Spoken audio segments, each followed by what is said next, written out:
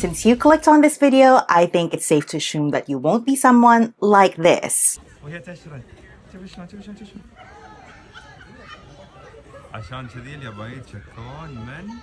this. Or this.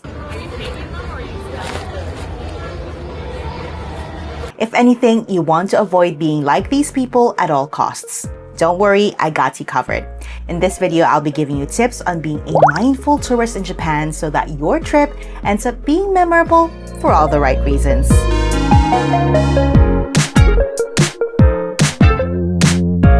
Hi, my name is Mizhelle. You're watching Tokyo Past 3. Welcome to the fourth and final installment of my Japan travel tips series. Today, we're discussing proper etiquette in Japan. But before we dive into specific do's and don'ts, there are two concepts you need to understand to make everything make sense. And that's the concept of wa and meiwaku. Because honestly, as long as you have a good hold of these, everything else falls into place. Wa is a deeply ingrained cultural principle in Japan that emphasizes maintaining social harmony. Japan is largely a collectivist society, meaning there's a strong emphasis on group goals and the well-being of the collective rather than the individual. So when you're navigating public spaces or engaging with others, the focus is often on minimizing disruption and keeping things harmonious for everyone. This is different from individualist societies where personal freedom, self-expression, and standing out are often valued. In an individualist culture, it's not uncommon for people to prioritize their own needs or desires even in public spaces. But in Japan, the idea of wa encourages people to consider the needs of others first, even if it means sacrificing personal preferences for the sake of the group's comfort. For example, in public places like trains or restaurants, you'll often notice people speaking softly or remaining silent, not because they're unfriendly or some people even think lonely, but because it's about respecting the collective space. Nobody wants to hear about how your situationship isn't texting you back or how you finally scored with that girl you've been chasing after. I've even heard some foreigners say that Japan seems so lonely because everyone is so quiet, but some of us just really enjoy our peace. There are many of us introverts here, and I say this particularly for my fellow Filipinos, but loud does not necessarily equate to happy. I would argue that some people just use noise and festivities to mask the emptiness that's eating at them. And if you're one of those people who tend to think, poor you, you're all in cages just wanting to get out. Let me free you. Come on, sing the Eva theme song with me. Check yourself. You might just be displaying white savior complex. And if you're wondering, yes, these are all from personal experiences. Now, some of you might be thinking, but Mizhelle, there are Japanese people who display disruptive behavior too. Yeah, they exist, without a doubt. The question is, do you want to be lumped with them? Do you want people to stare at you, curse at you, or even be violent towards you? And on your vacation where you're supposed to enjoy yourself? Because make no mistake, there will be people who are eager to do just that, especially in places where locals are already frustrated with over-tourism. People already have a lot of pent-up frustration. Don't make yourself the target. Which brings me to the second concept. What happens to people who are socially disruptive? They become meiwaku. Meiwaku means trouble, inconvenience, or annoyance to others, and its significance shows in how it is woven into everyday life. For example, if a train is late, you will hear an announcement saying, "Gomeiwaku o kakeshite moshiwake gozaimasen," which literally means we have no excuses for what we have done. We are truly regretful. Some people might think that it's overkill, that the Japanese are too polite, but it goes beyond that. It's demonstrating that you understand even small actions have a rippling effect. It creates waves that disturb the group dynamic. And for that, you take ownership. Now, I'm not trying to scare you or encourage you to walk on eggshells. I'm just giving you context so that you have a better understanding of how things work here. As a foreign tourist, you're not expected to know all the rules. However, your consideration for others will largely be appreciated. The key is really just to observe how other people act and not get too caught up in your own world. Little things like this go a long way. Now that we've gotten a good hold of these concepts, let's go to practical tips. Here's how not to be a hated foreign tourist in Japan. Let's start with something that we've already started touching upon. Tip number 1, be mindful of the auditory space that you take.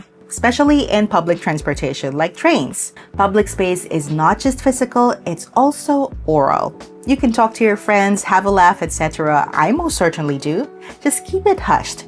Nobody wants the nitty-gritty of your private life. Think of it this way. Not everyone has headphones or earphones on, so if you're being loud, the people around you have no choice but to hear what you're saying even when they don't want to listen. For the same reason, taking calls inside trains and buses is a no-no. We have a tendency to speak louder when we're on the phone, which may disrupt the peace of others. Even when you're using headphones or earphones, make sure that the sound doesn't quote-unquote spill. I remember during my first time in Japan, I was on a tour bus taking a nap and the tour guide tapped me to say that the music I was playing was kind of spilling out, or we call it otomore in Japanese. It wasn't as loud, but it could still bother other people, so I was asked to turn it down. Lately, I've been seeing foreign tourists playing their videos without earphones, and even if the sound is at a low volume, my instant reaction is still, how inconsiderate.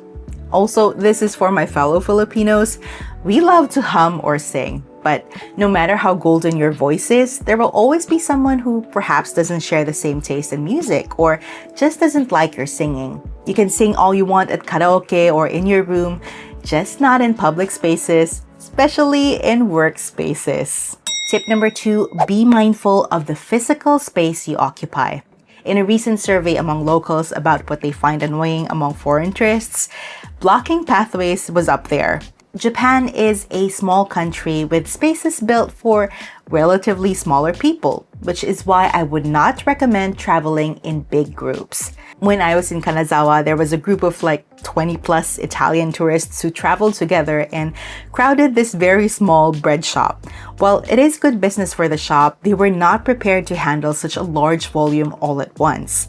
The people who were dining there had a hard time paying for the meal because the queue was too long, and because of language issues, payment was taking longer. This was in Nagamachi, and the same group was exploring these small samurai houses which could only handle a few small groups at a time.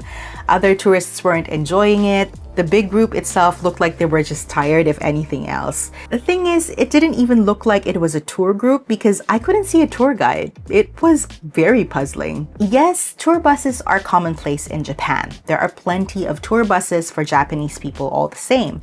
The difference is the destinations that these tour buses go to are places that can accommodate large volumes of people. There are entrances designated for what we call dantai, which is often away from the regular entrance because it'll disturb other people. So if you're traveling with people more than 6, then I suggest you check first whether the places you are visiting can handle your number.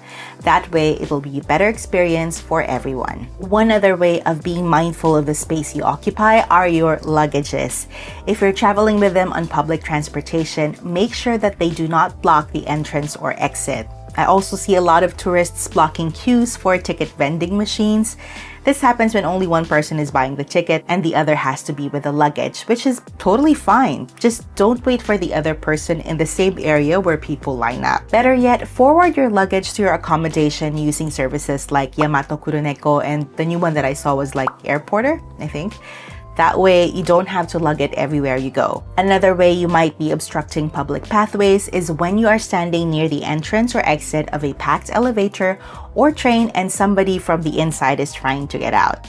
In Japan, it's common courtesy to alight the train or elevator, give way to the people who are exiting, and then just hop right back in when the people are done exiting. You'll see this a lot, so it's very easy to pick up on it. Just follow what everybody else is doing. Tip number 3, line up. Whether you're trying to get inside a restaurant or on a train, if there's a line, don't cut it. Lines move pretty quickly anyway, so it's not really worth the ire of the people around you.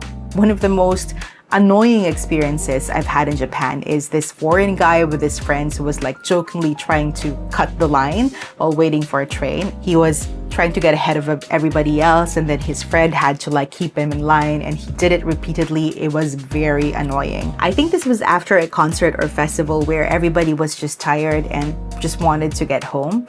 And maybe that guy was a foreign resident rather than a tourist, and if that was the case and he kept that kind of attitude, he probably had a miserable life here. One way or another, that hammer gets that nail that sticks out to disturb everybody else. Tip number 4, observe proper waste disposal. Japan is famous for its cleanliness, and a big part of that is the strict approach to waste disposal. Unlike many countries where you can find a trash can on every corner, Japan has very few public trash bins. This isn't because they forgot to install them, it's intentional. The expectation is that people take their trash home or dispose of it in the correct bin. Now, if you're visiting Japan, you might be wondering, okay, but what do I do if I have trash while I'm out and about? Simple. Hold on to it until you find a proper disposal site. Convenience stores usually have bins, and some train stations have them too. But if you're carrying something disposable like a plastic bottle or packaging from street food, be prepared to keep it with you for a while. Another thing to note is that Japan separates trash into different categories like burnable, non-burnable, plastics, PET bottles, and more. The exact categories depend on the area, but the general rule is don't just throw everything into one bin and call it a day. Take a few seconds to read the labels. Yes, they're usually in Japanese, but there are pictograms to help, and you can always use the Google Translate app on your phone. One of the worst things that you can do is leave trash behind thinking someone will pick it up for you. That's a huge meiwaku move.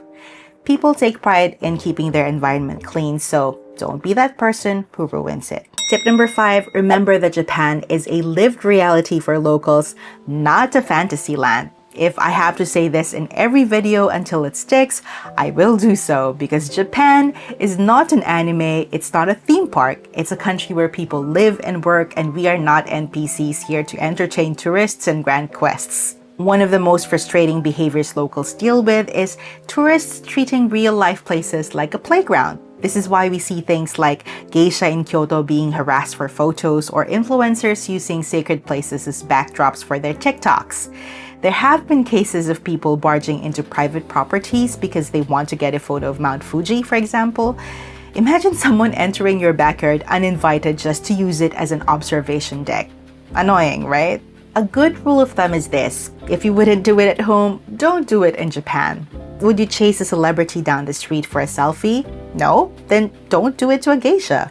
Would you film random people in a restaurant without their consent? Probably not. So don't do it here. Would you hop on someone's fence to get a better Instagram photo? I really hope not. At the end of the day, Japan is not here for anybody's entertainment. It's a real country with real people just trying to go about their day.